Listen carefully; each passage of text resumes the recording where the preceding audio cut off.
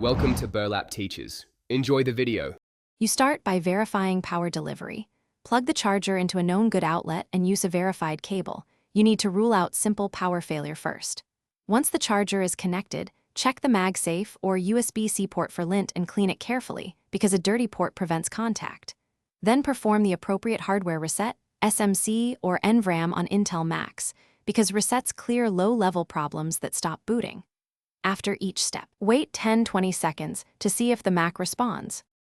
Next, you work through boot modes to determine the cause. Hold Shift for safe mode, Command R for recovery, and Command V for verbose to watch messages. This helps distinguish software faults from hardware problems. Then run Apple Diagnostics by holding D at startup. Record any error codes because they point at failing parts.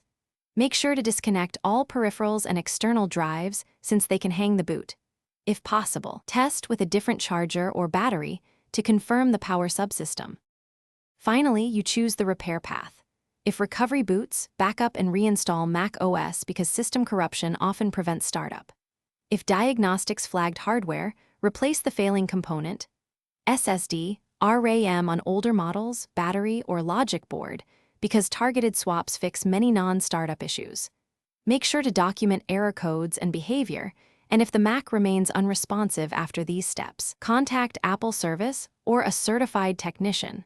Providing the codes and steps you've taken speeds diagnosis and prevents unnecessary parts replacement.